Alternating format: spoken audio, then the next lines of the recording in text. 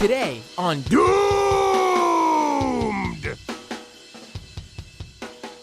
It is the shortest day of the year. Well, at least now, while I am live on this Tuesday night, December 21st, 2021.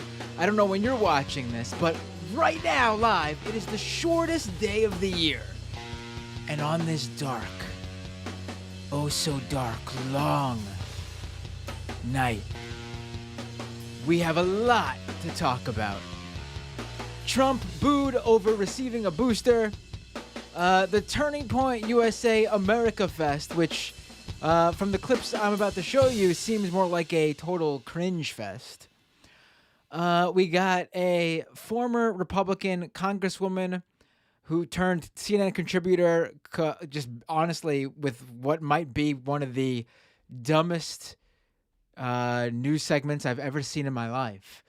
But before we get into it, let me pull myself up on the stream. Where am I?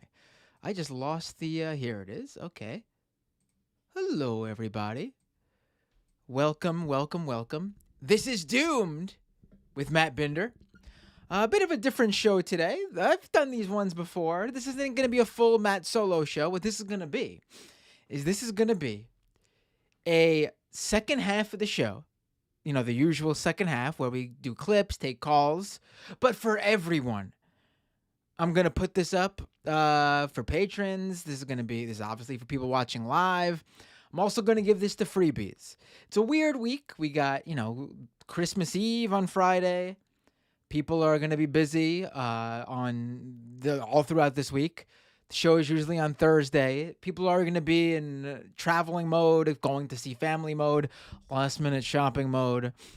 So December 23rd, the usual Thursday, wasn't going to work out. So we're doing a full-blown fun show tonight. Usually this is Twitch Tuesdays. I'm on YouTube right now and Twitch. YouTube.com/MattBinder. Twitch.tv/MattBinder. Join me wherever you'd like. Still not monetized on YouTube. It's been a month now. They should have given me a decision. It's a month since I reapplied. Still no word from YouTube. We might have to do a little bit of a public shaming soon. We might. But over on Twitch, you could support this show still, obviously, via your free Prime subscriptions, where you basically rob from Jeff Bezos to give to me. If you have an Amazon Prime subscription, you can give me a free Twitch Prime subscription to my channel, twitch.tv/MattBinder, or you could pay money and, subscribe there too. Also, patreon.com/MattBinder, the best way to support this show. We are a mere weeks away from another Matt Binder production launching. The Crypto Show, my crypto, Bitcoin, blockchain, Ethereum, Dogecoin, every other meme coin, altcoin, shitcoin you could think of, Web3, NFTs, all that fun stuff. A show all about, the grifters, the carnies, the scammers, basically the new Silicon Valley. That will be coming up in just a few short weeks. All the details will be out. You guys, I'm excited for this one. I've already gotten a sneak peek at what the podcast cover art is gonna be, and I love it. It's great. My vision put on paper. So yeah, all that and more in the coming weeks. But tonight we have a lot of fun clips. Also, phone lines are open. Open up your Skype app, search Doomed Live, and there I am. Call me. I'll take your calls. And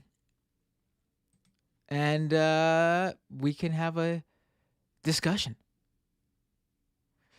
Let's get right into these clips. I actually wanted to start the show on a very high note, and that is by playing what I think might be my favorite news segment clip of the year.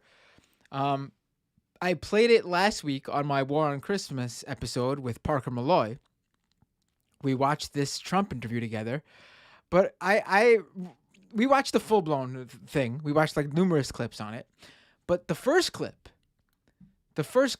was a lot of fun, and I actually wanted to watch it again. So let's do this. Let me pull it up. Give me a second here. It's gonna play some old clip that I played last week. Oh yeah, the people who wanted their Applebee's, right? That was a fun one. All right, so this really might be one of my favorite clips I've ever seen. It's so over the. Maybe I'm just not used to Trump. He's been gone for so long now, out of the limelight. But this clip is just amazing to me. I wanted to watch it again. I promise it's the only repeat clip. But anyway, as I was saying, last week I played this clip with my guest Parker Malloy in the War on Christmas episode I did on my show. But I've been thinking about it all week, honestly. I can't stop thinking about how over the top Trump is in this. And again, as I was saying before, I'm not quite sure if this is because Trump has been out of my system for so long. I'm not watching him every day. He seems brand new to me.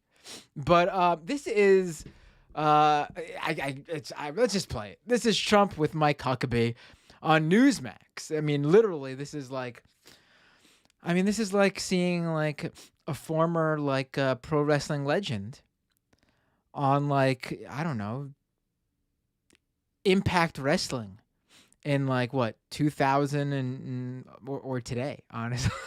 Like a former WWE superstar, former world champion showing up on Impact Wrestling today. That's what this is like to me, seeing these guys on Newsmax, quite honestly.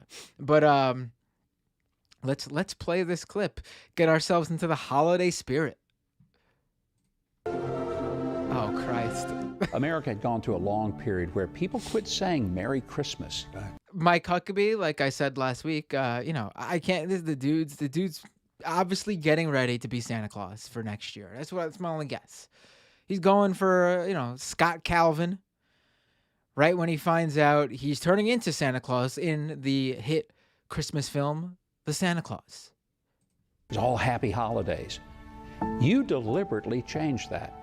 That's true. Openly said, Merry Christmas, we're going to say it again. In fact, it was part of my campaign, Mike. You know, the country had started with this woke, I guess, a little bit before that. Yeah. And it was embarrassing for stores to say Merry Christmas. You'd see these big chains. They want your money, but they don't want to say Merry Christmas. And they'd use reds and they'd use whites and snow, but they wouldn't say Christmas. Yeah. They use reds and whites and snow. All things that do have uses for outside of Christmas, quite honestly. And when I started campaigning, this was in 2015, when I started campaigning, I said, you're going to say Merry Christmas again. And now people are saying it. Of course, they're not saying a lot of other things like George Washington, Abraham. I'll go back a little bit. First of all, like I discussed with Parker last week, no one stopped saying Merry Christmas. The holidays are here again. And I still say Merry Christmas to people. I still say Happy Holidays too. I say both, wherever it is relevant. There are holidays other than Christmas. There is the Christmas holiday on December 25th. Both are true. Neither is mutually exclusive. Christmas, and I'm a sucker for Christmas. I love it. Love the holidays, love Christmas, love the whole shebang. I love the movies, the decorations, all the bullshit, all the corny, the songs. I love it. I'm a sucker for it, okay? Get a little bit emotional, feel warm and fuzzy, get a little bit depressed. It's the end of the year. I hate the end of the year list stuff. I hate the New Year stuff, year in review. I don't like that shit. Time is a human construct. A year, we made up a year. Who cares? But Christmas, I love it. And I can tell you, as a leftist, there's a lot of people who like Christmas. A lot of people don't like Christmas. A lot of people like all sorts of things. A lot of people don't like all sorts of things. This isn't exclusive to Christmas either. But one thing that's not missing from our daily lives is Christmas. You go into any store, Christmas is in your face. You put on the radio, Christmas in your face. Put on the TV, Christmas in your face. The streaming platforms, Christmas movies in your face. Every TV show usually has a Christmas episode. Not really episodes for other holidays, usually. Sometimes maybe there's a Halloween episode, but Christmas episode for sure. There's a whole movie genre that's Christmas movies. You don't get that with any other holiday. Horror movies don't count because that's not exclusively for Halloween, by the way. But yeah. Come on. But hold on, I want to go back because I got a real kick out of this part last week. Now people are saying it. Of course, they're not saying a lot of other things like George Washington, Abraham Lincoln, Thomas Jefferson. You know, those names are being obliterated. Now, I mean, I don't know.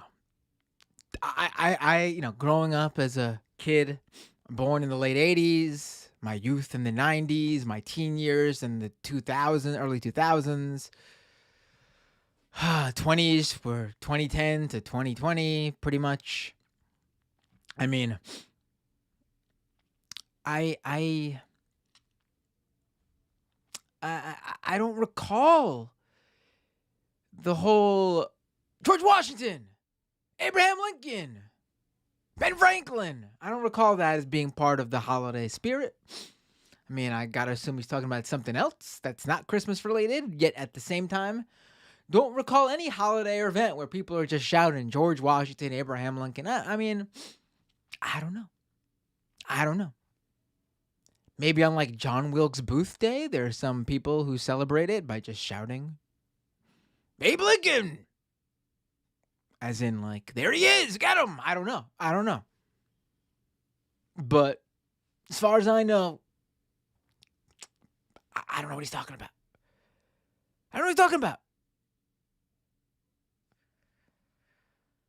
Because of craziness. But they are saying Merry Christmas again. We got that. That was a big part of what I was doing. And so I would say it all the time during that period, that we want them to say Merry Christmas. Don't shop at stores that don't say Merry Christmas. And I don't know any store that doesn't say Merry Christmas. Every store has a Santa Claus, the Christmas presents with the Christmas trees on them, the Christmas lights. Don't know what the hell this guy's talking about. If there's one place that Christmas is definitely not missing from, it is retail stores. I mean, come on. We brought it back very quickly. You really did, and I think a lot of people appreciated that it was a part of the American culture. It was a part of who we are. It wasn't to exclude anybody. It was just simply a celebration of what America does at Christmas. And America and the world, but America loves Christmas. Yeah. And whether you're Muslim, whether you're Christian, whether you're Jewish, everyone loves Christmas. And they say Merry Christmas until... Well, that's debatable. I don't know about that. I don't know if every Muslim and every Jewish person loves Christmas. I'm sure there are. But, I mean, it's probably why, if you do want Muslim people and Jewish people and all sorts of different people to celebrate during this season, that's why Happy Holidays is probably a great unifying sort of way to classify it all, quite honestly. Crazy people came along and they wanted to stop it along with everything else. So I was very proud of that, actually. Remember, I used to say, we will say Merry Christmas again in front of these massive crowds of people. Yeah. This is one of my favorite clips. It really is great. I especially love the Titanic sinking-esque, yet like Christmas sort of mix in there, holiday music. That was great. I love the stock footage. I love the stock. What do we got here? Let's see. We got the interview. We got the stock footage of, we got a presidential medallion Christmas ornament, a woman unwrapping a Christmas ornament, a Christmas ornament on a Christmas tree. We got, a snowy Christmas tree with some Christmas ornament balls. An American flag ornament on a Christmas tree. Oh, my personal favorite, a Be Best ornament, available at trumpstore.us, I'm sure. Don't confuse it with Melania's recent NFT collection. This is actually a physical ornament. We got woman placing heart ornament on Christmas tree. Here's more Trump interview. We got adult family members exchanging Christmas gifts in front of what looks like a bottle of alcohol. Very festive. We got an old grandpa-esque man watching his granddaughter, I assume, at the Christmas dinner table, eating what looks like a knish. Very odd, very odd. Don't know what you'd be doing. I love knishes. Don't know what they'd be doing at the Christmas dinner. Maybe it's not a knish. What is it? Maybe this could be a lobster roll, sort of a upscale family, maybe, or perhaps could be a turkey wrap. Maybe a Christmas dinner went wrong. Had to order some Subway catering for Christmas. I don't know. And young couple with young child. Father helping young son put ornament on the tree. Just how I decorate the tree with my son. I hold his hand, extend it for an elongated period of time. Way longer than it takes to actually clip on the ornament to a branch on the tree. Very bizarre. Putting an ornament on the tree with the Christmas gifts already sitting under the tree. So some late decorating, I guess. And then, one of those fancy homes with like the window bench, with very festive Merry Christmas pillowcases on that bench, and three Christmas wreaths. I mean, you ain't doing Christmas unless you got 3 wreaths hung, folks. 3 wreaths hung, folks. My God. I love it, though. I love it. Love the festiveness. Love it. Don't think there's any one on Christmas. Don't think Trump brought anything back. But Merry Christmas.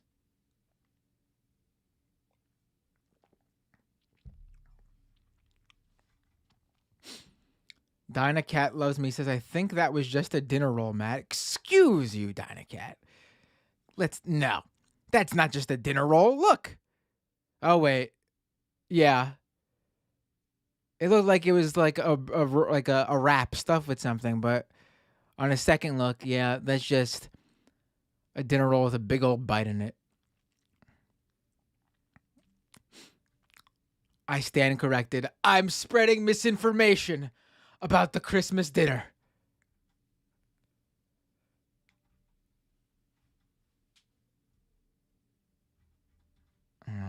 All right. What's next? We got so much. We're talking Trump. Let's jump right in. Let's jump right into this.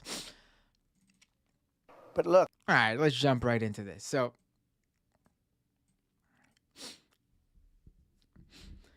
again, phone lines open. Open up Skype. Doomed live. Doomed live. Thermodynamics points out. Hold on, I gotta go back to this actually, because it's a good point. That's a good point there.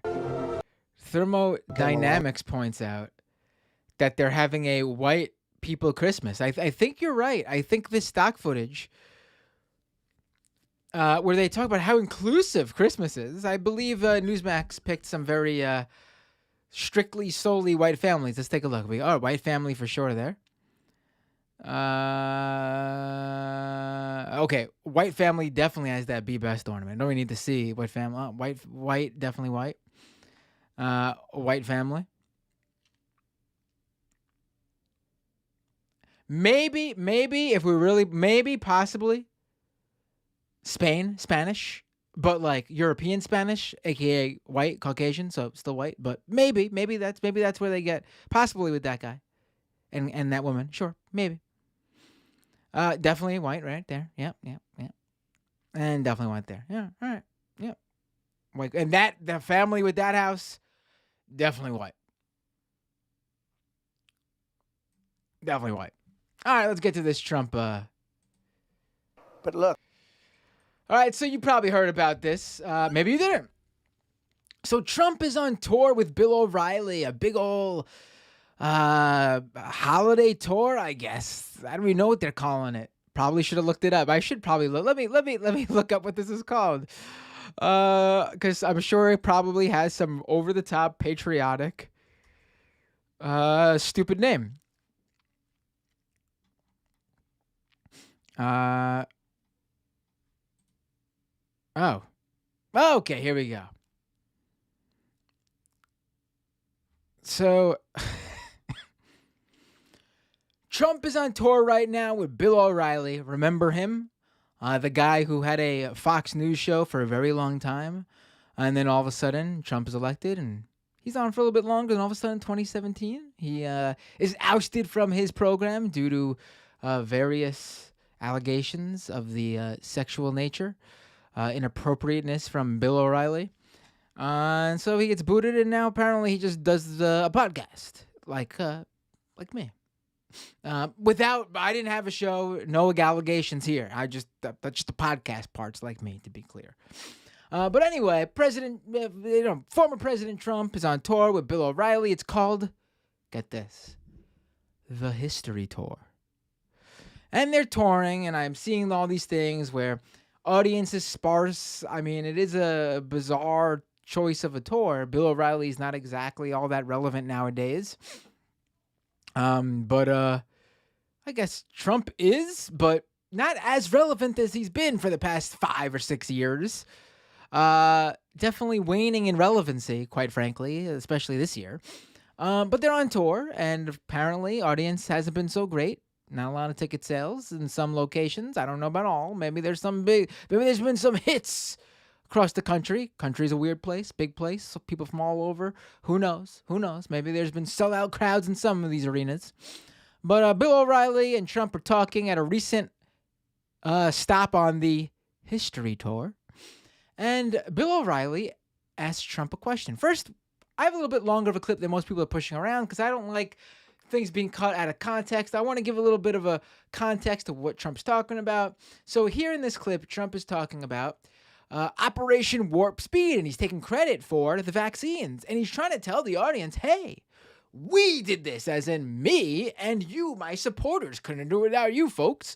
And he's trying to get them to be sort of positive about the vaccines. It's a tough sell. Now, remember, Trump has been booed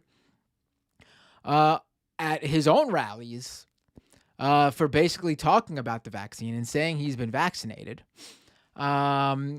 His own audience does not like him for this, but he's trying to take credit for, according to him, speeding up the vaccine production and the vaccine rollout. Let's take a listen. But look, we did something that was historic.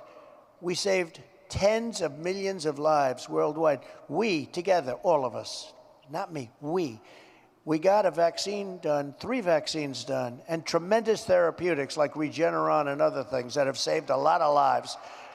We got a vaccine done in less than 9 months that was supposed to take from 5 to 12 years. Because of that vaccine,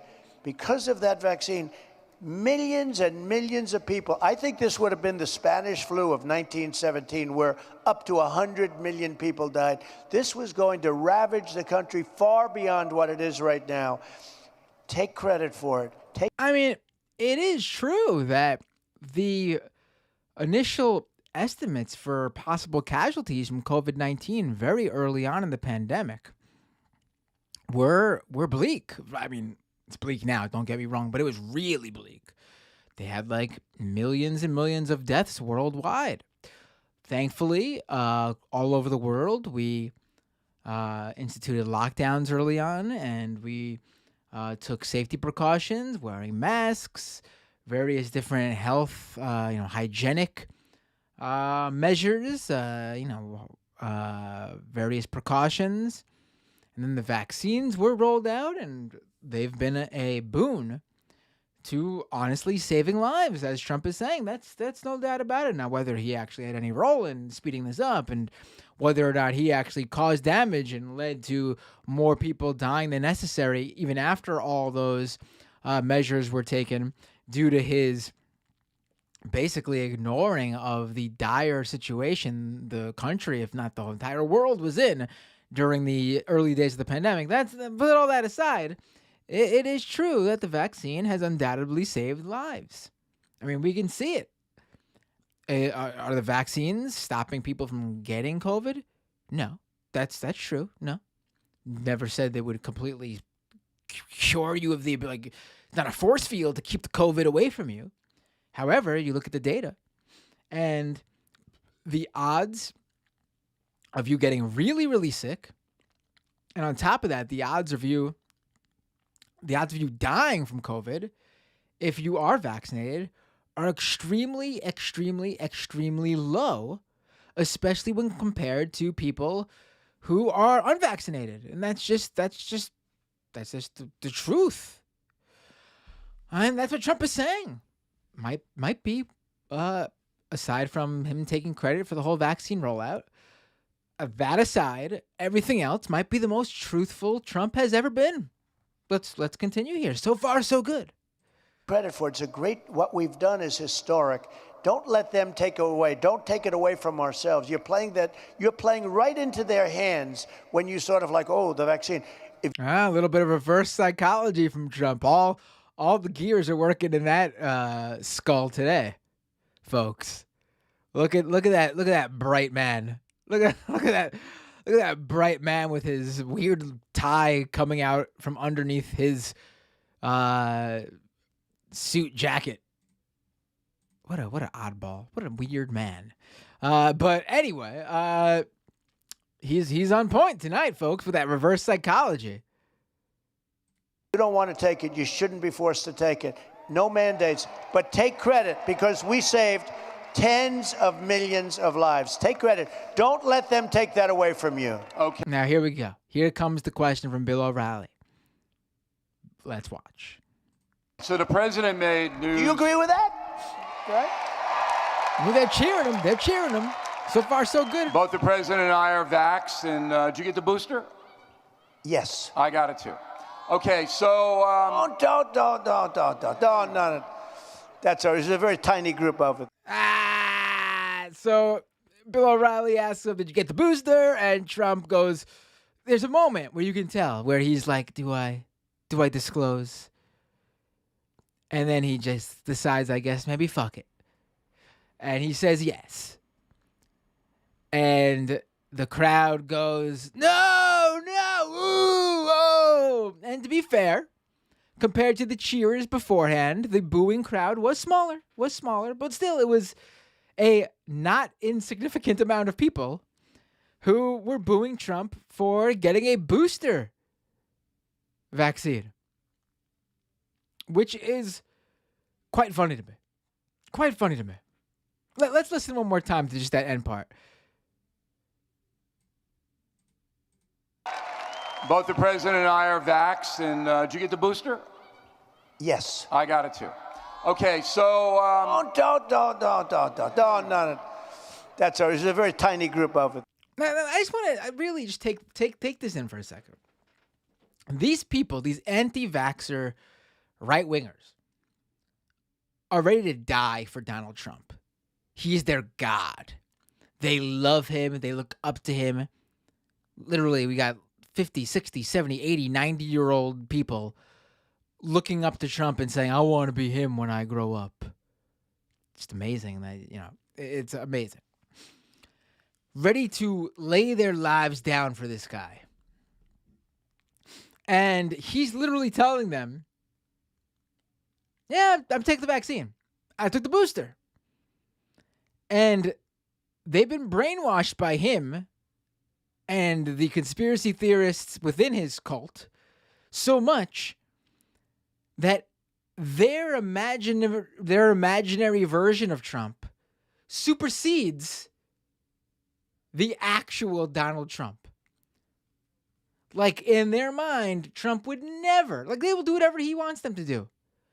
but they won't take the vaccine because in their mind, they're Donald Trump. He would never have us do that. He would be he's right on top of us. This is the guy who was telling us to take hydroxychloroquine and telling us he would just disappear.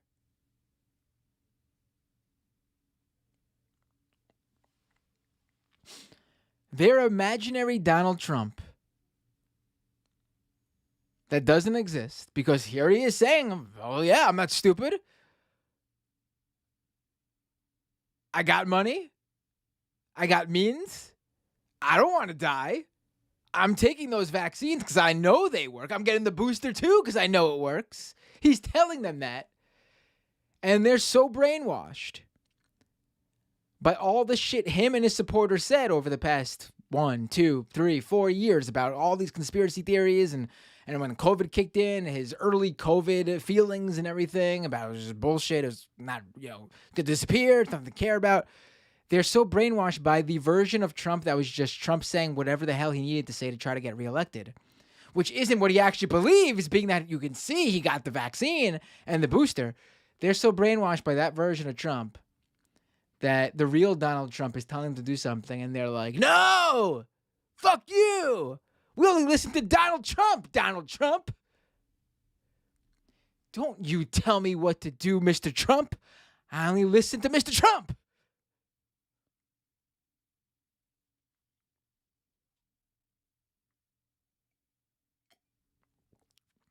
It's incredible. It's incredible. But some things will never change about Donald Trump. And one of those things is his incredibly thin skin. Now, Bill O'Reilly went on the Dan Abrams show on News Nation, which is like the former, I think, CW or something like that, or UPN. I have no idea. But it's one of those former shows, networks, I should say, and he's on the Dan Abrams show. It's a news program. And Dan Abrams asks Bill O'Reilly about that moment. First of all, Bill O'Reilly says that he doesn't give Trump questions beforehand. This was on the spot. Trump had, and you could tell that's true. I believe Bill O'Reilly because you could tell Trump needed a moment for the gears to work. To see if he should tell people that he is indeed vaccinated and boosted. But then Bill O'Reilly lets in a little more information about what happened after that moment. Let's play this clip right now from the Dan Abrams show. Pain out of it, and maybe he should have, all right? But he answered my question honestly. He didn't dodge the question, as many politicians do, all right? And I think that all the publicity, and I told him that today, he called me, and I said, this is good for you. This is good that people see another side of you, not a political side. You told the truth. You believe in the vax. Your administration did it. And you should take credit for it because it did save, I don't know, hundreds of thousands of lives. It did. That's definitely true, but he is also making it political as well, right? I mean, he didn't just sort of view it from a sort of... They all do. I mean, come on. They all don't belittle Bo Peep. Every single politician plays to a crew, and they don't want to tell the crew anything the crew doesn't want to hear. Look, I mean, that's what we talked about this last week on cable news. Yeah. All right, we could stop it there. They go on, but to me, the most relevant thing was right there at the very beginning of that clip. Let me play it one more time, really quick. Not the whole thing, just that one moment. The question, as many politicians do, all right? And I think that all the publicity, and I told him that today, he called me. Right there. Right there. This is good for you. This is good that people see another side of you, not a political side. How do you think that part of the conversation, what do you think that phone call was about?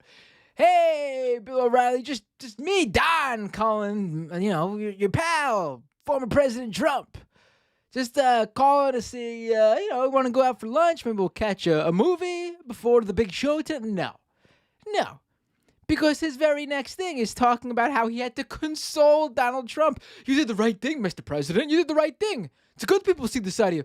Donald Trump called Bill O'Reilly after that clip, maybe after the night or after the clip went viral on social media.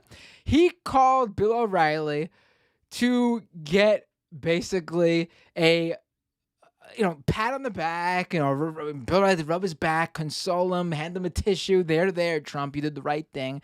Trump was devastated by the fact that he got booed at his event, and people online were talking about it because he has the thinnest skin in the world. And I find that so funny. This heroic monster of a man that conservatives look up to had to call Bill O'Reilly because people on the internet were making fun of him, and Trump had to see if he was doing the right thing. Did I do the right thing? Telling people I took the booster shot, Mr. O'Reilly. It's so funny. Oh, my God. My God.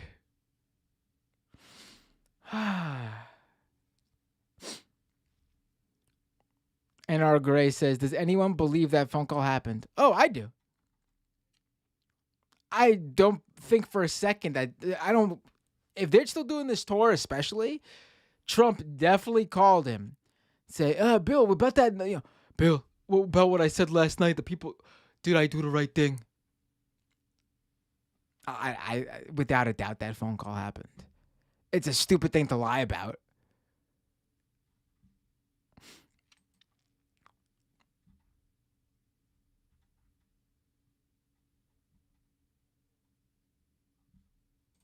I think it's hilarious.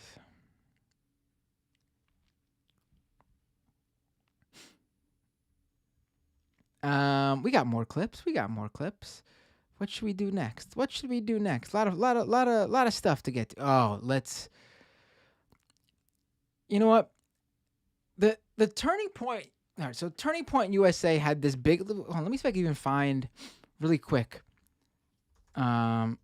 Like the ad, like the poster for it, like the because it is too much.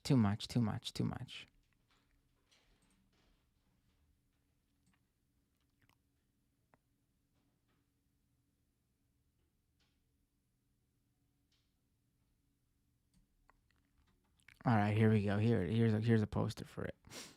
Let me just pull it really fast. Give me 1 second here.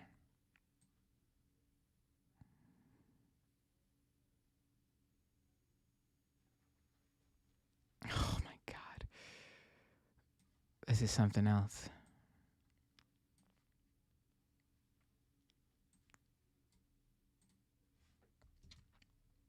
All right. So Turning Point USA, Charlie Kirk's organization, that's basically a good way for Charlie Kirk. Oh my God. I just completely botched that intro. Let me take a sip of Coca-Cola. Chris asked, does Matt not have any callers? I hung up on two people because I was in the middle of the Trump O'Reilly thing. If you'd like to call back in, callers, or if you didn't call in and you want to call in now, I'll take calls right now. Maybe I need a second here to get in the mode here. So if you'd like to call in, before I botch the intro to the clip again, feel free to do that right now. I am taking calls on Skype, Doom's live. And while you decide whether you're calling in or not, I am going to get started, I guess, on the AmericaFest thing. So Turning Point USA, the conservative organization that's basically, honestly, the whole point of it is basically to enrich Charlie Kirk, its founder. Charlie Kirk convinces old, moneyed, conservative, Republican, big-moneyed backers to invest in his organization, which ostensibly is building a youth movement within the Republican Party. Is it successful? Certainly there are young people at this event. Is it successful at like in the big picture, or like young people all of a sudden turning conservative en masse outside of like the attendance of the Turning Point USA events? No. Pretty much complete wash, if you ask me. It's just money going straight to Charlie Kirk's pocket. And I've had people who formerly were involved with Turning Point USA come on this show and tell me that after leaving Turning Point USA, saying it's all basically Charlie Kirk grift.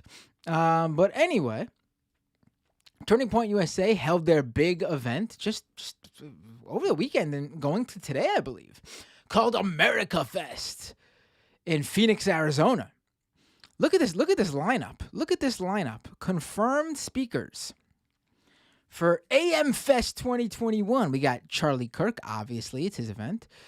We got Tucker Carlson, Kayleigh McEnany, Senator Ted Cruz, wow. Jesse Waters, Candace Owens, Jim Jordan, Donald Trump Jr., Madison Cawthorn, Kimberly Guilfoyle, Jack Posobiec. Ooh.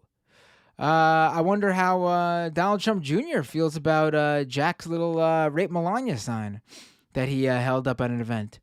And a bunch of other, Sarah Palin at the bottom there. Well, someone's fallen from grace. Benny Johnson. Ooh, just a bunch of no-names, too. Well, wonderful. Fantastic. What an event. What an event. And at this event, there were, along with these speakers, there was, a lot of random bullshit. I mean, I was looking at these clips, and really it was, I was like, oh, there's got to be some good stuff here. Like, I cover this show all the time, like CPAC, QAnon conferences, all the random little conservative events, big and small, that happen. The Groyper America First conference. And usually there's something to talk about in terms of like actual content. But I'm looking at this AmericaFest thing, and really, it really is more like a cringe fest. For example, not this clip. Let me pull it up.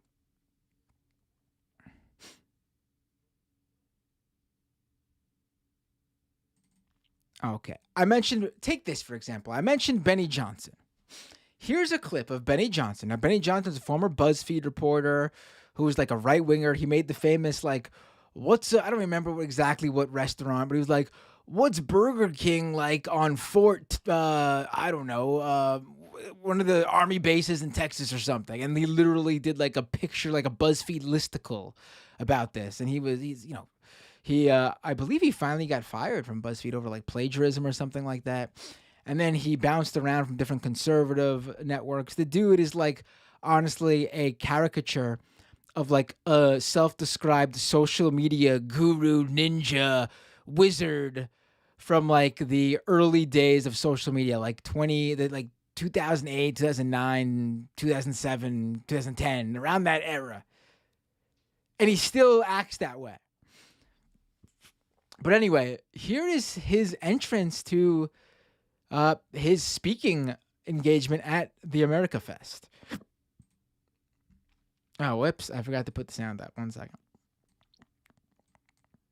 Professional basis every day is I take the meme culture world, the meme world, and you apply meme world. Politics. See what I mean? Stay The in meme world. home, provide for your children. You will save America by doing so. They would rather oppose Trump than have you know the truth, even if it costs you your life. Ours is a movement of actual happiness. Mothers are running for school board. Fathers are running for city council. Students are speaking at their own school board meetings. Regular Americans are fighting for the future of their country. Our sheep-like corporate media have failed us. They do not tell the truth. They do not bring you useful information about America. They certainly do not hold the powerful accountable. You are an American. You are blessed. You are part of the heritage of the greatest country the world has ever known. Oh my God.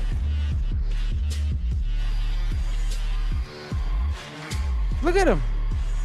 He thinks he's like a pro wrestler or something.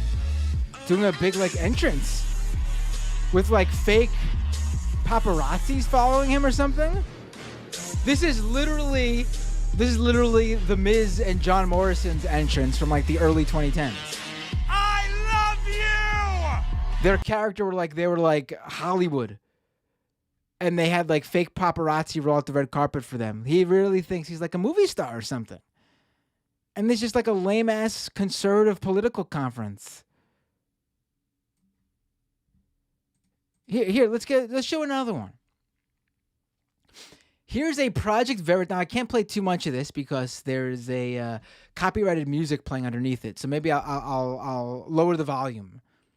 But here's Project Veritas doing a whistleblower segment honoring the whistleblowers at AmericaFest. Let's take a look.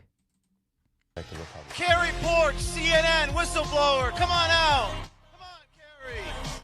Gotta lower it a little bit here. There is James O'Keefe wearing a press vest. April Moss, CBS News, blew the whistle on CBS News. Come out, April.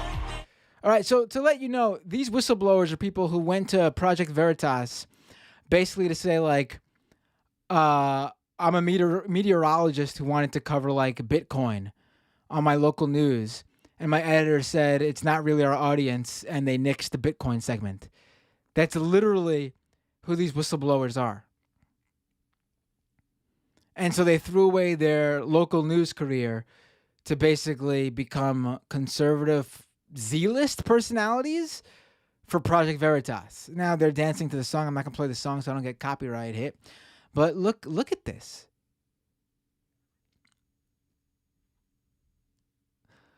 Like, listen. I know that like liberal, like the cliche liberal drama kids can be lame. This is like 1,000 times lamer. I'm sorry. This is exactly why these people are conservative, honestly. Like, you can tell they wish they were in Steven Spielberg's new West Side Story, honestly. Like, legitimately.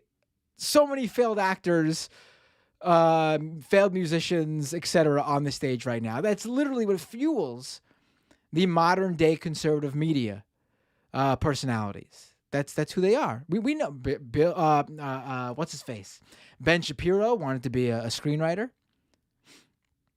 There's countless conservative personalities who tried to be models or get gigs in Hollywood, become actors and actresses. This is what fuels them. And they think this is like good performance, I guess. I don't know what this is. But like, I promise you, your SJW-filled high school musical presentation at your local high school is 1,000 times better than anything you're seeing on stage right here. My pops in the comments, Dave Rubin wants to be a comedian, and look at him. I mean, it's amazing. And we got, speaking of being booed for talking about vaccines, like I just showed you that Trump clip earlier for his tour with Bill O'Reilly, Ted Cruz decided to bring up vaccines while at Turning Point USA's AmericaFest. And this is what happened to him. You know, my view on the vaccine, I'm pro-vaccine. I'm glad we have a vaccine. I actually think Operation Warp Speed under President Trump that cut through regulations and developed the vaccine, I'm grateful. Worst thing he ever did. But I also believe... You hear someone in the background say that's the worst thing he ever did, he being Trump? The vaccines are the worst thing Trump ever did. Let's rewind it a little bit so you hear the boos. Trump that cut through regulations and developed the vaccine, I'm grateful. Worst thing he ever did. but I also believe in individual liberty. So for those of you disagreeing, don't take the damn thing. You're adults. Make your own. It's amazing. It really is amazing what elicits cheers and applause from these people. Like, even if you are one of these, I mean, it is also very funny. Before I forget, I don't want to miss this because to me, this is my favorite part. How, again, weak these people are. Here, Ted Cruz tries to voice his very half-assedly pro-vaccine opinion because he's definitely vaccinated. And he gets booed for it. So he immediately has to save face in front of the crowd. I'm sure he was shaking. His knees were getting, palms were sweaty. Mom's spaghetti. Knees weak. He had to immediately segue into, but you don't have to take it. I mean, vaccines, schmaxines. I mean, who really knows, right? I mean, just cheer me, please. Applause, please. Oh, don't hurt me. I mean, it is amazing. It is amazing. Did you see how quick these people drop? Like, these are proud conservatives. Freedom of speech in this country. Free to speak my mind. I will say whatever I want. Unless you boo me, and then I'll quickly do an about face, turn 180, and I will just tell you exactly what you want to hear because I have no convictions. I just don't want to be booed on stage. It is amazing. It is amazing. It is amazing. But anyway, also, how lame are you to cheer something like that? I can't even imagine. I mean, like, I'm not going around cheering vaccines. So I think I'm glad they exist. I'm very happy they exist. I think they're great. But I'm not like audibly going, woohoo, vaccinations, babe. Like, that's just corny ass shit. Can you imagine? So the opposite is corny ass shit too. Like, we're adults, like Ted Cruz said. We don't need to like cheer to things as if we're watching The Wiggles or Sesame Street Live and they just got to our favorite song, The ABCs. I mean, come on. Come on. Come on. Come on. So weird. So weird. Bizarre. And, of course, can't forget about this.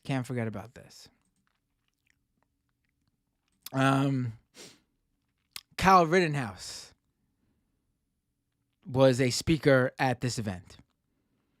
And Turning Point USA and the audience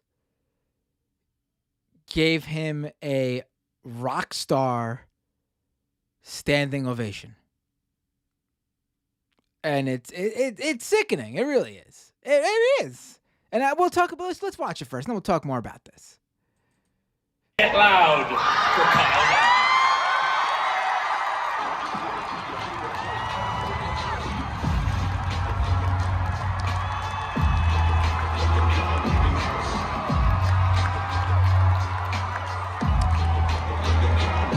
I just want you to know that is indeed a custom Kyle Rittenhouse entrance song.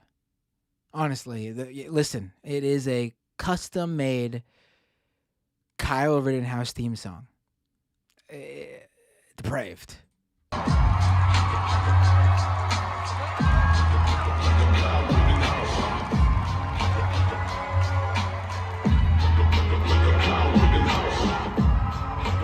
There he is on stage. They had like the fire blowing in the background, like the fireworks, the pyrotechnics.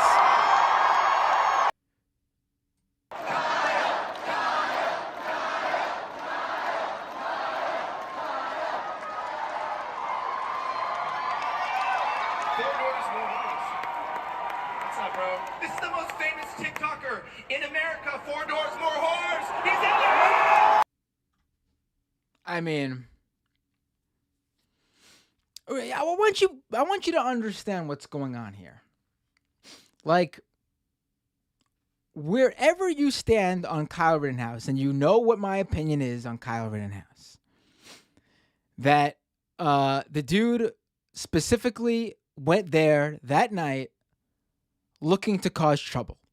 He can spin it however he wants. You show up at a Black Lives Matter protest with a gun. There's only one group of people you're intending on shooting. Unless he was going down there to shoot the police, which we know, being that he loved the police and dreamt of being a police officer and basically looked up to them and was, becoming buddy-buddy with them all night, as opposed to basically not doing that with the Black Lives Matter protesters. We know then that he was there with the intention that if he's going to use that gun, it was going to be against one group of people. And it was the Black Lives Matter protesters. And regardless of whether you think it was self-defense, again, he went there with a gun, the only person who shot and killed 2 people, maiming a 3rd. And, the justice system worked how the justice system works. And they were not able to convince the jury beyond a reasonable doubt that he didn't act in self-defense, and he walked. And that's just what it is. I've had debates, I've had discussions. This is what it is. But wherever you stand on this, whether you think he was acting in self-defense and he shouldn't have gone to jail and he did what he had to do, or you think more in line with what I think, you have to understand that they are basically, the conservative movement is basically cheering him, not because of the self-defense thing. Like, I want you to understand this. Like, that might be why he got off and what he's claiming. And that might be what he is going around trying to spin this as. But you don't give a rock star entrance to someone in modern conservatism for just self-defense. Because then there's plenty of people who've acted in self-defense who aren't in the same situation as Kyle Rittenhouse. Like, we could bring out people who actually had to shoot to save their life, to save someone else's life. I mean, there are plenty of legit self-defense cases out there that we could uphold and cheer on if we really wanted to. I mean, if that's who you are, if you're someone who believes that guns are there for you to use in a case of self-defense when you need to use it, there are certainly cases that fit that bill. But they're going with Kyle Rittenhouse. And the reason they're going with Kyle Rittenhouse, the thing that makes his self-defense case different than all those others, is that Kyle Rittenhouse went to a Black Lives Matter protest and shot and killed 2 Black Lives Matter protesters. I mean, that's what they're cheering. They're cheering a guy who didn't just act in self-defense. They're cheering a guy who killed 2 people who they view as being on the left, being a BLM supporter, being protesters they disagree with. That's what this is. That's what this is. I mean, there's no way you can argue anything but. And for anyone who thought anything about Kyle Rittenhouse in a positive light, I saw there were some takes where there was like, maybe he'll see that he got lucky and he'll have a second lease on life and use. I didn't think that for a second, but I saw those takes. I mean, I knew exactly what he was going to go for. He was going for it before the case even started with the Proud Boys. He knew exactly how this was going to end up for him as long as he got off. He's set for the rest of his life because of this. Anyone who thought this, anyone who believed that bullshit he put out there where he supported what the Black Lives Matter protesters did and stood for, just not the rioting part, but he agreed with the message they were trying to spread before the rioting happened, of course. I think you should kick yourself in the ass and punch yourself in the face and know that, this is, never make that mistake again. As well-intentioned as it may have been, never make that mistake again to give these type of people the benefit of the doubt. Because if he did feel that way, he would not be showing up at these events. He would not be taking in the hero's welcome. He would feel somber about shooting and killing 2 people, even if he feels like he acted in the right. He did what he had to do to save his life. which is what his defense argued and the jury believed and agreed. If he really believed that, he would still feel horrible for the end outcome. Happy that, he's even saying this, I wish I didn't go there, but being that I was there, I don't regret what I did for a second. This is not how someone who actually believes that acts. I'm sorry.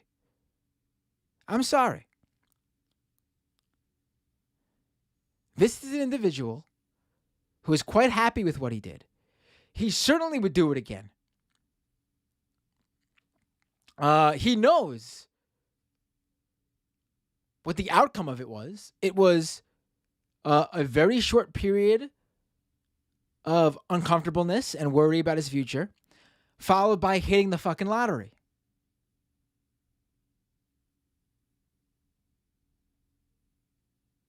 Because that's exactly what this is.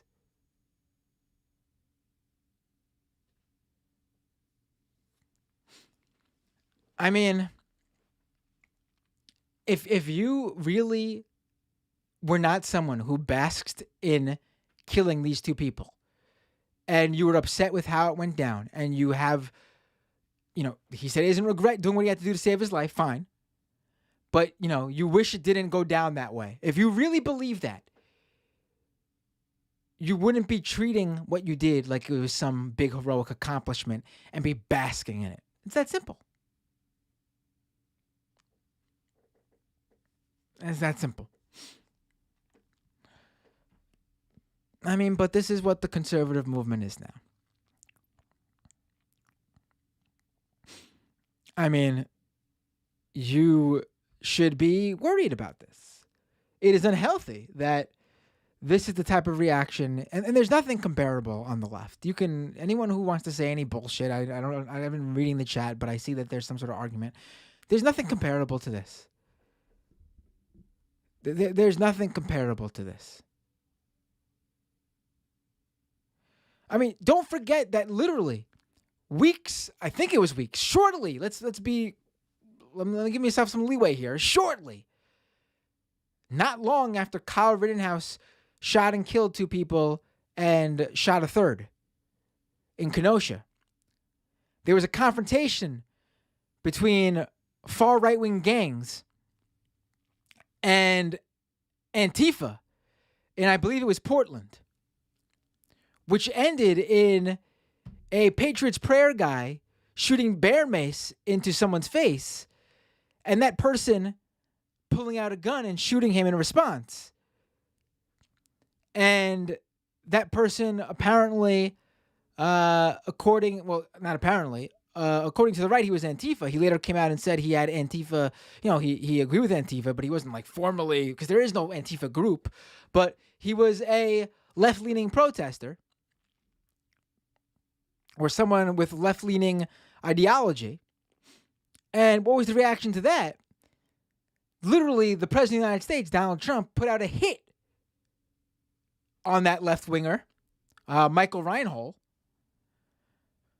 which turned into basically a legit manhunt in this country, which ended with police straight up assassinating the guy with what witnesses who saw what went down said was an assassination, honestly. They said that the guy never pulled out a weapon.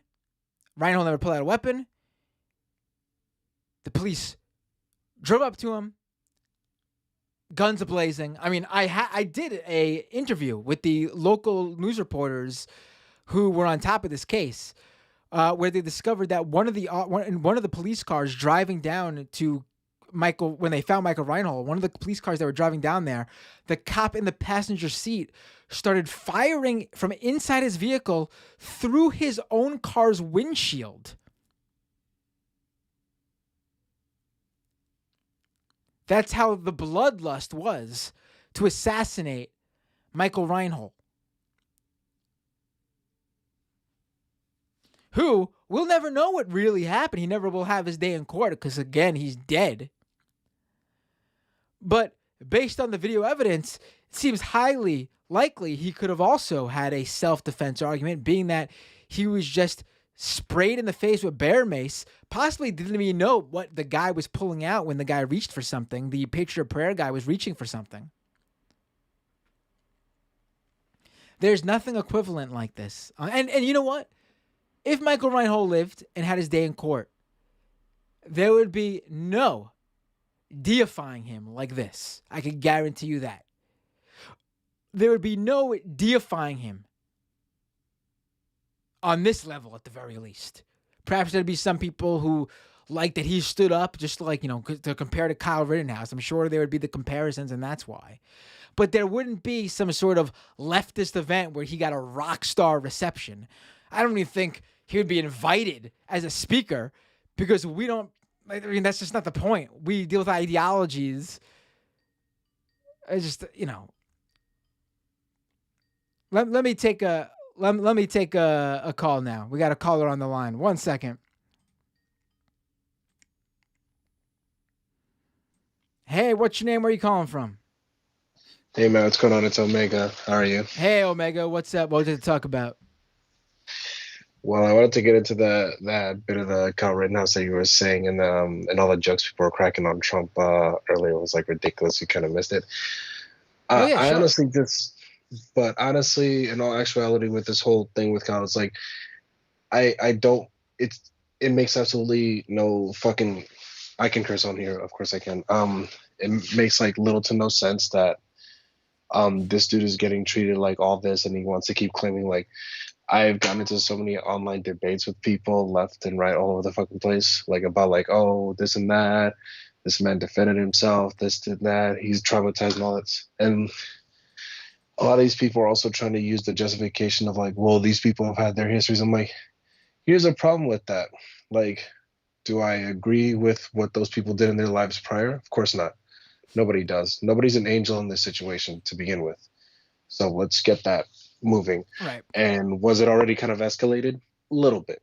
Because all this stuff of, I mean, you even showed it yourself, how many people are just like already so amped up. Him going there added nothing but like just more violence to it. Right. And the stand your ground law is just allowed for everything. Right. Pretty much. Right. I mean, on top of that, he also had no idea what their background was. Also, on top of that, these people were all like out. It's not like these were criminals on the run, the people he shot. These were people who did their time and paid their dues. And I mean, I don't. This country has a bizarre view on what obviously, a lot of people think, oh, you were in prison and it's always on you or whatever. My view is you did your time. It is what it is. You're out. That's that. But this country. In terms of, aside from those specific views people have, this country as a whole, like what it was like, its belief should be, is that they paid their, they spent their time in jail. They're out, and legally they were allowed to attend this event, this protest. They're allowed to be out there. Like the idea that these were like criminals and Kyle shot people, like it is what it is. You don't need to like these people. You don't need to think they're good people, but the system just put them back out there because they spent their time that the court gave them in prison and they were out. Exactly. And like the other thing is, what if somebody were to come on the stage there and say somebody wanted to like say they wanted to host a debate with Kyle on there? What's he gonna do? Pull a Danny DeVito or like the encore outro of Eminem's album and just be like, yeah, just shoot everybody up? Like it's literally just it's set such a bad precedent, and it's like George Zimmerman was like kind of like a far cry from George Zimmerman a little bit, but at the same time it's not, because it's like it's very much like George Zimmerman, but the reason they didn't deify George Zimmerman to this level is because there really necessarily wasn't a political bent to that.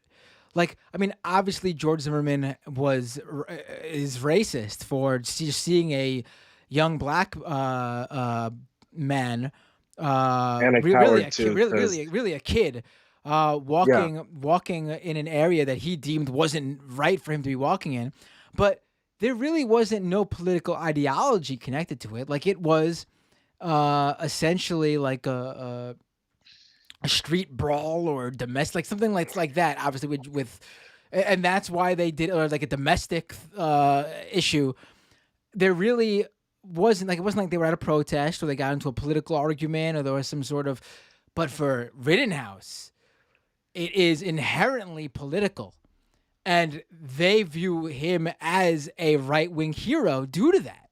Like if George Zimmerman shot Trayvon Martin at a Black Lives Matter event, he would probably have gotten the same heroic, parade, a ticker tape parade, I'm sure. I mean, they already did side with him. They did defend him. But they would have thrown him a ticker tape parade if this happened at a politically charged event or even within a politically charged moment. Yeah, and on top of that, a lot of people do consider that to be like the catalyst for the Black Lives Matter movement as a whole, because obviously this kid was doing nothing wrong, just walking through a neighborhood. And even if he did have like any kind of like things that he was into as a teenager that maybe like that may upset like, you know, his parents or whatever, thing is that still would not give anybody the right, because at the end of the day, that's still a kid. That was still a kid.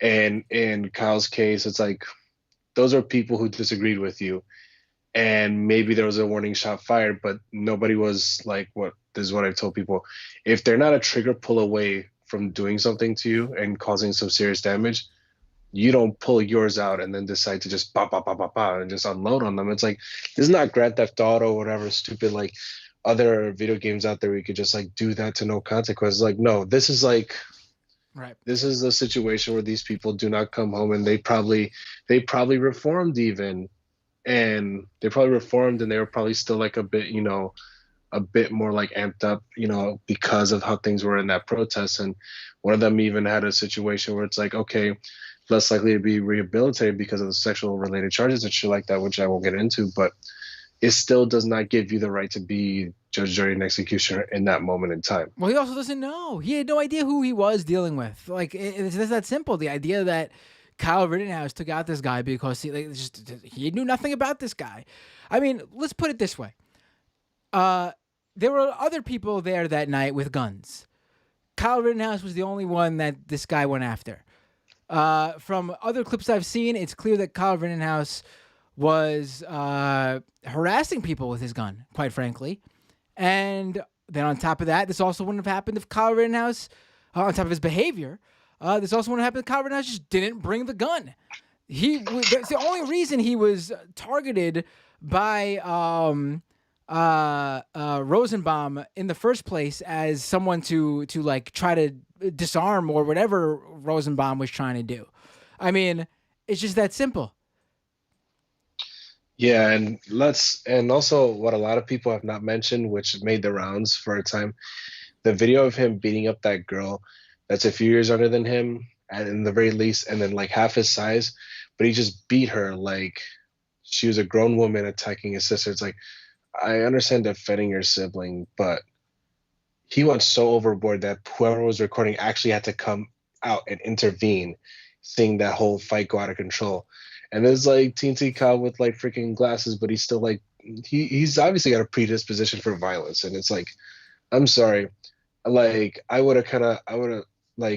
have younger siblings. I would not have gone that far if somebody were to do that, unless somebody really threatened him or like completely beat him up or whatever. But either way, it's like, you don't go that overboard. So that clearly says, hey, this person has like some internalized like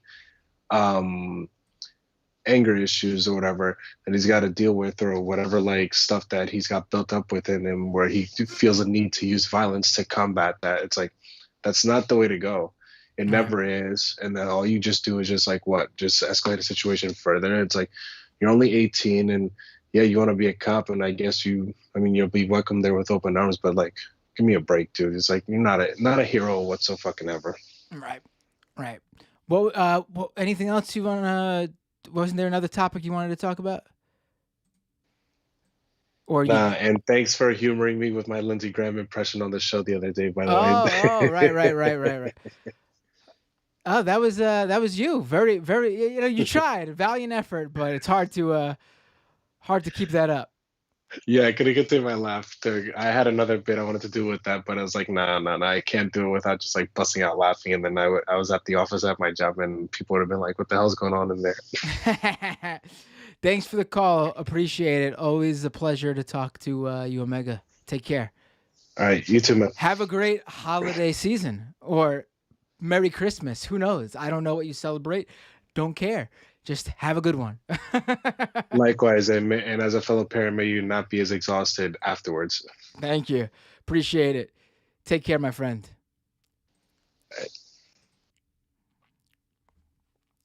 Also, I don't mean I didn't care what I meant like in the terms of whether you say Merry Christmas or Happy Holidays. I was doing a callback to the first clip we played. Just wanted to make sure I wasn't being a dick.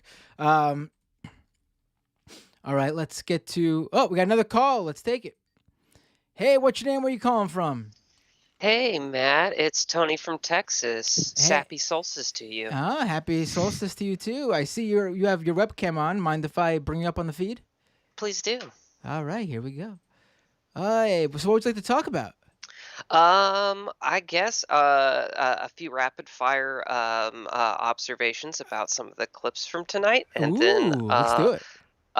So I already typed this out in chat, but like this whole right-wing reaction to their dear leaders saying like pro-vaccine things, because these dear leaders understand that if their base doesn't get vaccinated, a lot of them are going to die out a lot sooner than they would have otherwise, because they're old Fox News watchers and stuff. But it's like somebody being like, "Have a nice day," and turn around being like, "Don't tell me how to live my life." It's like such a Napoleon Dynamite sort of reaction from these right wingers. And it'd be hilarious if it wasn't like costing people their lives. Right, and the people who die, obviously, regardless of who they vote for, they're the dupes. Honestly, I mean, they're usually, not the ones pulling the shots. You don't agree with them. You don't agree who they vote for. But I mean, they're not the ones who are, they're probably negatively affected by A, what they're voting for, and B, the shit they're being brainwashed with just as much as we are. So that's the real sad thing. Mm-hmm. I mean, you don't necessarily feel bad for them, but just something to have in mind. Yep. And then the whole Rittenhouse thing, like, I wish I got thrown that kind of parade just for doing like my bullshit job, because I feel like it's a much so many people working in like retail and food service and that sort of thing. They deserve those kinds of shows of appreciation, because they do truly heroic things on a daily basis. And going someplace to pick a fight and find an excuse to shoot people dead is not heroic. And yeah, right wingers, they really know how to praise cowardice. Yeah. And then last thing before I hop off, because I gotta go crash to go to my bullshit job in the morning. But PSA, if you're in a store this holiday season to do whatever kind of, shopping you got to do for the holidays, if you got something that you don't want to buy anymore, don't just leave it in a random spot. Don't leave a cheese and meat tray on the shoe shelves. Don't stick your gum on the shelving where the loose panties are kept. Like, don't be gross. It is minimum wage people that are having to clean that shit up after you, and we do not get paid extra per mess that we clean. That's not a thing. If that was a thing. That was a thing. Management would be much more on top of customers leaving messes. Yeah, and I mean, I would purposely make a mess. Yeah.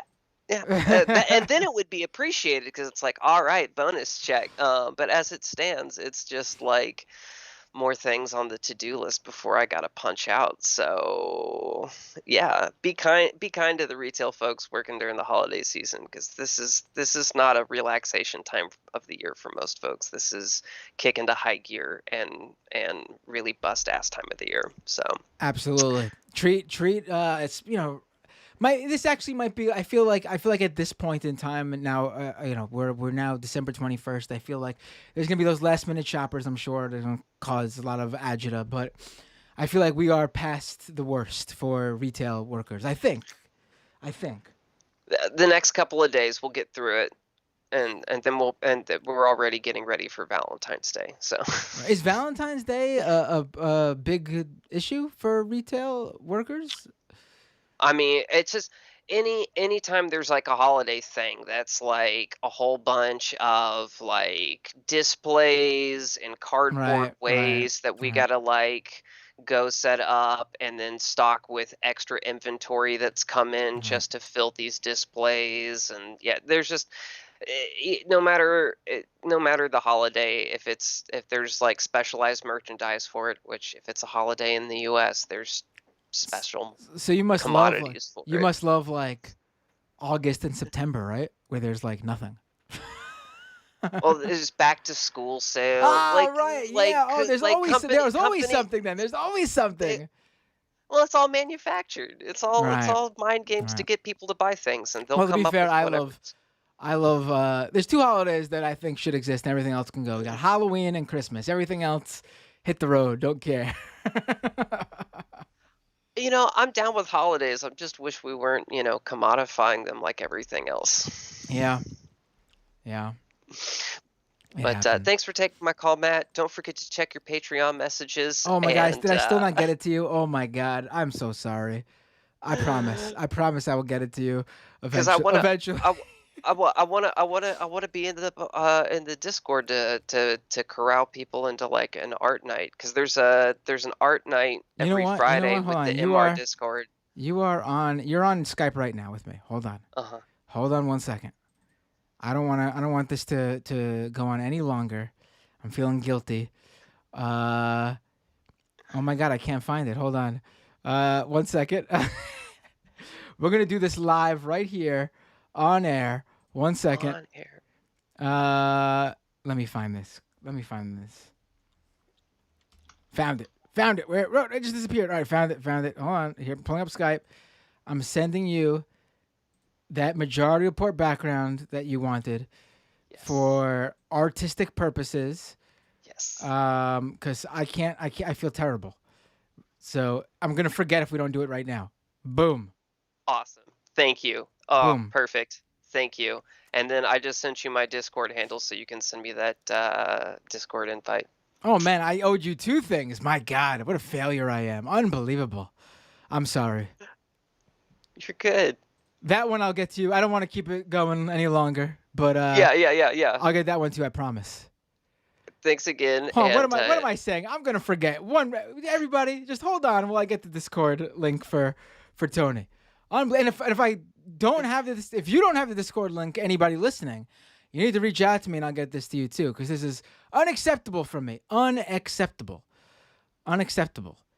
If you are Patreon, I should say, that's how you get the Discord link.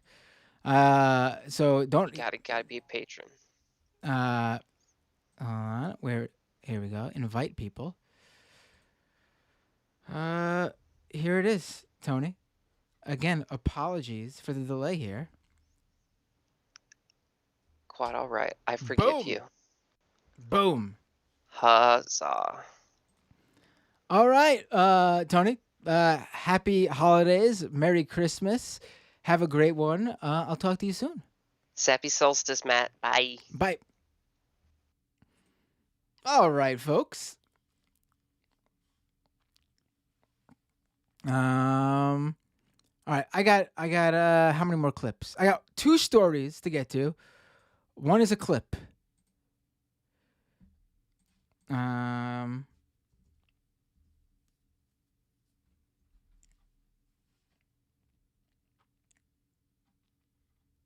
me see. Let's do the story first, then we'll end with the clip.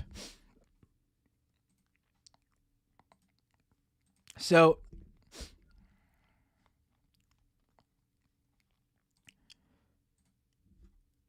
Sentencing was yesterday for one of the Trump supporters who stormed the Capitol on January 6th. It's almost a year ago now. Jeez. One of the people who attempted to force Mike Pence into somehow overturning the 2020 presidential election, which saw Joe Biden completely legitimately win, in lieu of Donald Trump being reelected, which they believe is the real result, which is not true. It's not the real result. But Devlin Thompson will find himself in prison for 4 years for storming the Capitol that day. He apparently was trying to throw a speaker at police officers, the Capitol police officers. Instead, he hit a fellow January 6th defendant. He got 46 months, so just a little bit short of 4 years. But the reason I'm talking about this individual specifically, his defense said that he had the coping skills of a 4-year-old. His mom said he's been easily tricked by others before.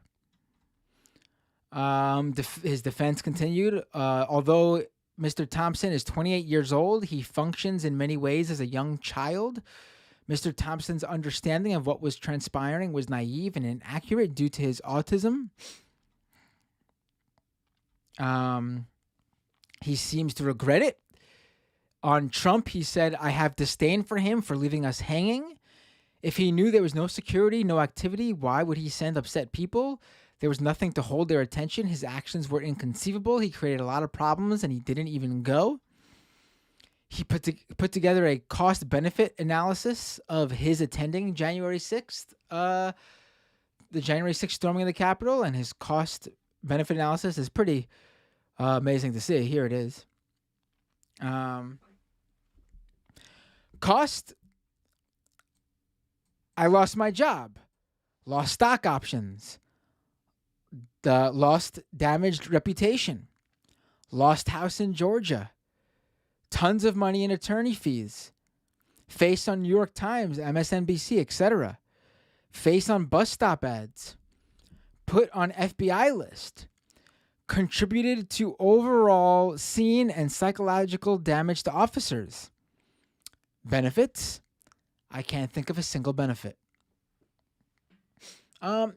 This is exactly the type of person that I mentioned previously on the dupes who were convinced to go down there, basically to just serve as pawns, bodies for the more organized groups and organizations who had more planned, pre-planned, premeditated courses of action. Do I feel bad for him? I mean, it's unfortunate that this individual found himself in that situation. That's for sure. It seems like he was taken advantage of. Do I think he's spending a lot of time behind bars? Yes. Are there people who get a lot worse for a lot less? That also is the case, but I also think their sentences are bullshit too. But this is the type of individual that, not all of them, but this is a sampling of a portion of the type of individuals who were tricked to go down there. But the reason I bring up his specific case is this right here. He was asked prior to the incident.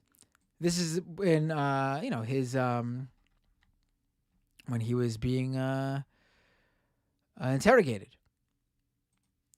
Prior to the incident, how many hours per week would you say you spent researching political websites? And Devlin Thompson replied, 15 to 20 hours per week. Does that include podcasts that I listen to? Including podcasts, probably 30 to 40 hours per week. I was thirsty for news that wasn't being censored. Ready for this? I listened to Tim Pool, Disaffected Liberal, Dave Rubin. I met Dave Rubin when he was on tour. I was reading pundits. Gateway, aka Gateway Pundit, The Federalist, Zero Hedge, and The Gray Zone. I was reading them for balance. They were willing to cover things that were more taboo. I want to say that when he says taboo, he is likely talking about bullshit, misinformation, disinformation. That is an interesting list. That is an interesting list.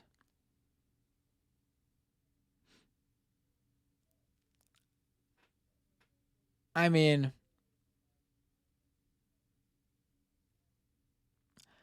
if you're on that list, I would, and you don't view yourself as a right-wing channel, and I'm talking about one very in particular. I don't know how you look at this and say to yourself that, at least not ask yourself, how did we get on that list with these other obviously far right-wing bullshit media outlets?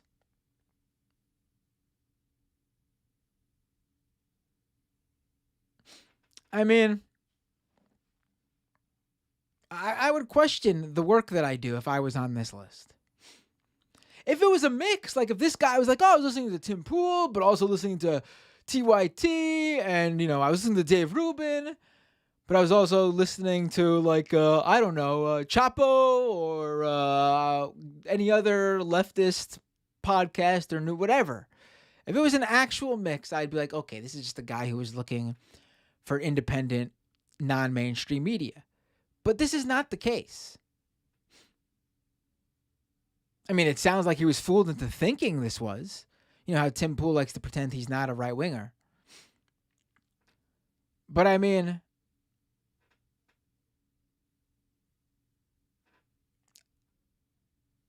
there you have it. This is what sends people to storm the Capitol with the belief that Donald Trump really won the presidential election, which he did not.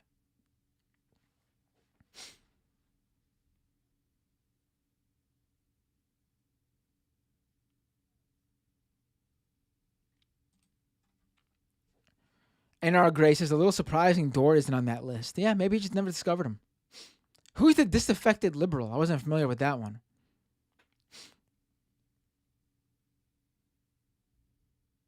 But yeah, if anyone was wondering, I was talking about the Gray Zone specifically.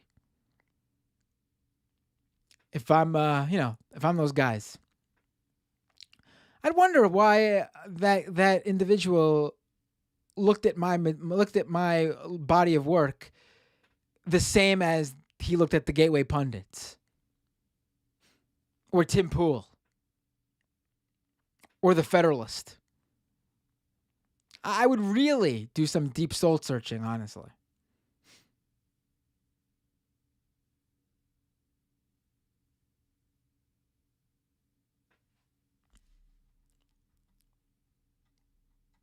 I mean, Max Blumenthal probably wouldn't do it now, being that he's made the total turn. But the other guys,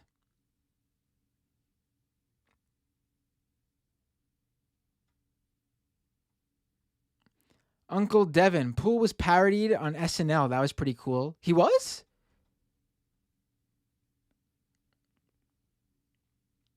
Chris Burt says he didn't look at it the same. He said he read Gray Zone for balance. That's not what it says. He said he was reading all of those for what he perceived as balance.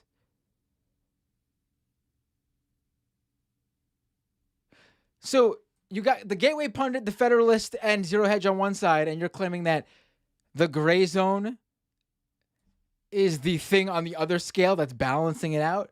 That's not what this guy's talking about. He thinks he's reading all independent media, and that's a balanced diet of media.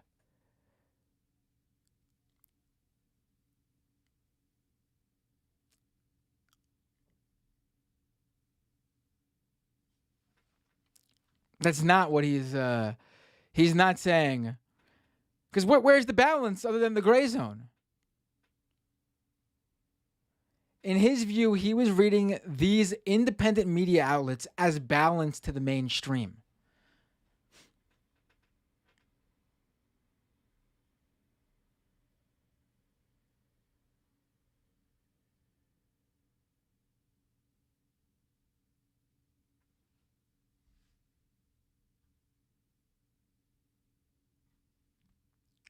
All right, let's get to this clip, and then that's the show.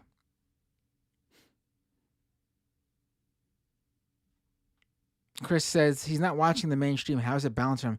This dude is totally watching like Fox News or Newsmax or OAN. The question was specifically about online media, political websites.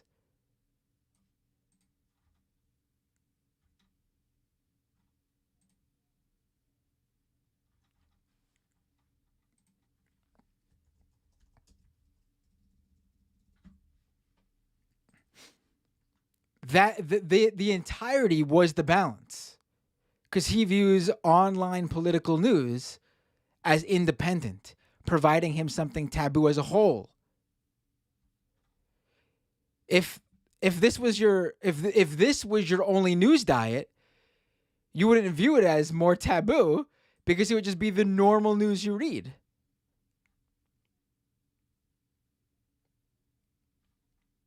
I mean, I see what you're saying, Chris, but I don't think that was what this guy means. I mean, I could look more into it and find out, but from my understanding.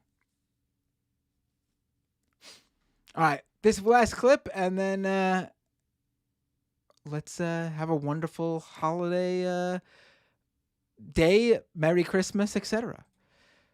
No, not this one.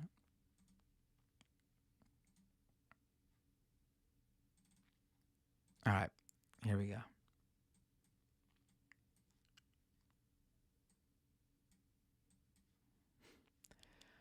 All right, so this might be one of the most hilarious cable news clips I've ever seen. I mean, this isn't a brain fart moment. This isn't a momentary memory lapse or you misspoke. This is someone so clueless, saying something completely wrong as if they are experts on the matter. And they just happen to be a former congresswoman, now CNN contributor. This is Mia Love, former Republican congresswoman from Utah, on the left,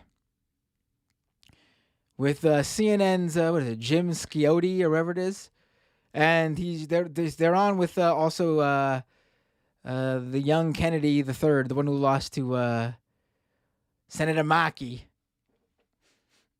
And you just have to. They're talking about Manchin, and Manchin basically killing Build Back Better,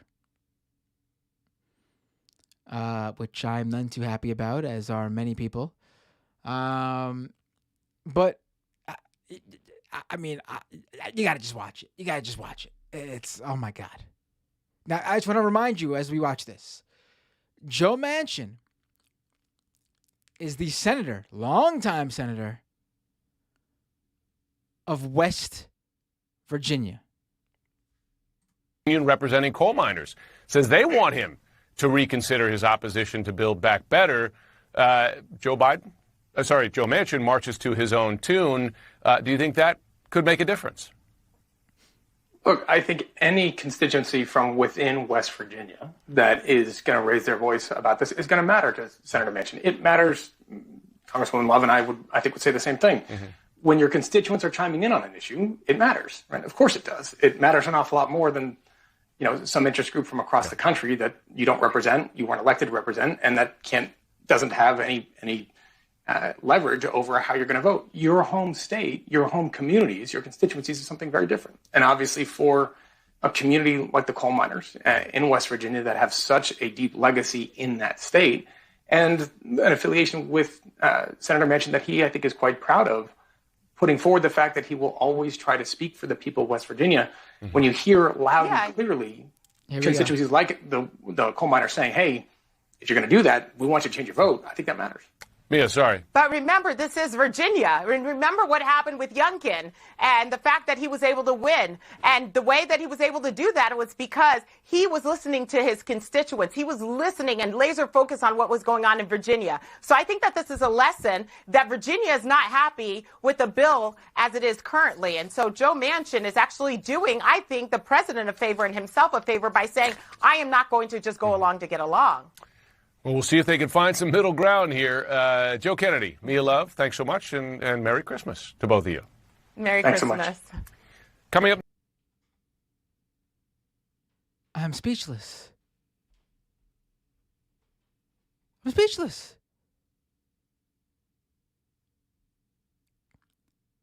How? How? How? How? How? How does a former congresswoman, 2015 to 2019,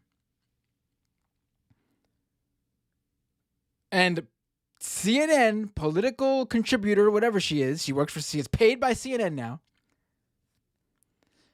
Does she not know that West Virginia isn't just like Western Virginia?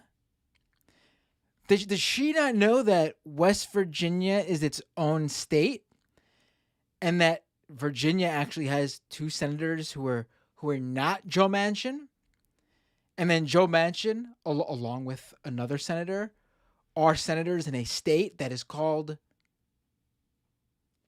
West Virginia?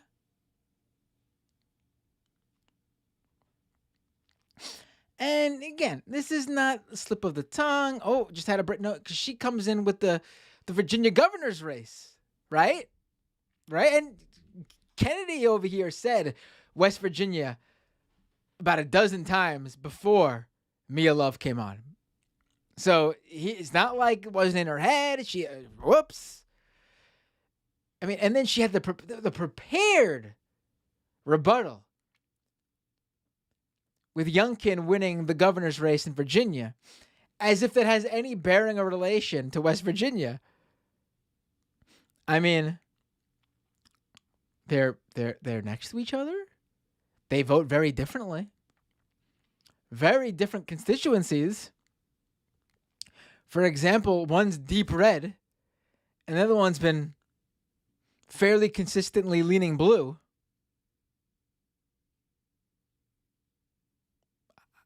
And how does... It's not really Kennedy's place, so I'll give him a pass, even though that's a clear opening to just completely knock someone on the other side live on TV if you wanted to. But how does CNN, how does the anchor not correct her, not call her out on this? I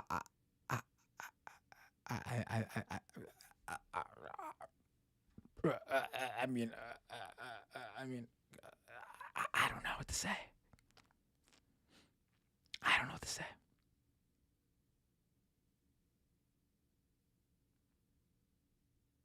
Incredible.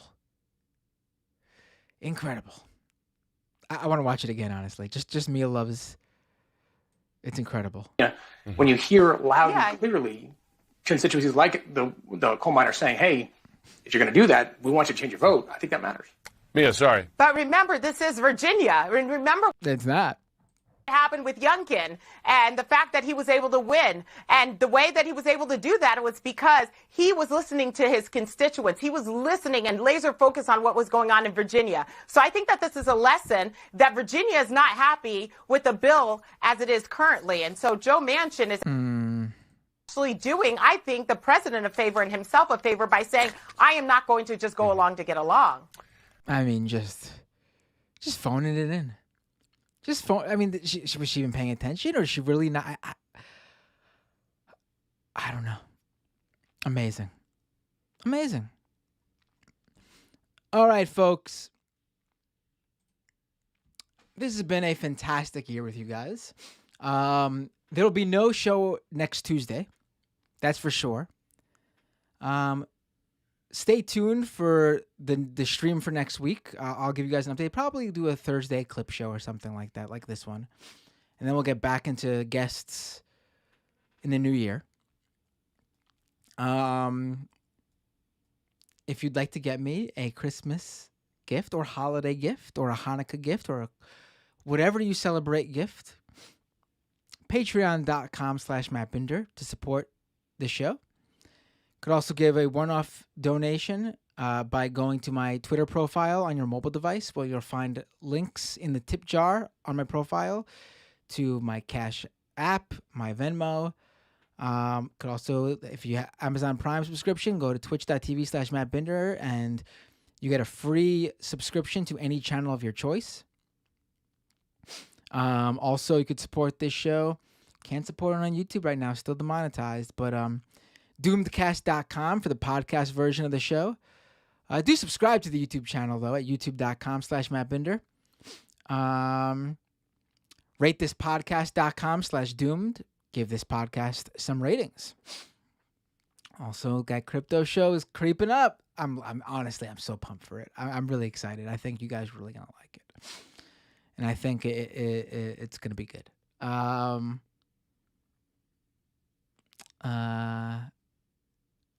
Happy holidays. Merry Christmas. I'm really looking forward to I mean, I've been doing the Christmas stuff with my kids. Tons of fun. I love it. If you got kids, I guess this is very different. You know, so if you don't have kids and you hate Christmas, I could understand. But if you got kids, I love it. They're excited. And it's not just about the gifts. They love the light. We took them on a drive through the lights, like the houses, like the area with lots of lights on houses or whatever. Like, you know, some neighborhoods do that, and they were like flipping out. They saying like this is the best thing ever. It was, you know, it's not all about the presents. Kids just love this stuff. Well, good kids love this stuff. Bad kids just care about the presents. All right, folks. Take care. Have a great holiday. Continue the war on Christmas. But also enjoy Christmas. And I'll see you all next time on Doomed.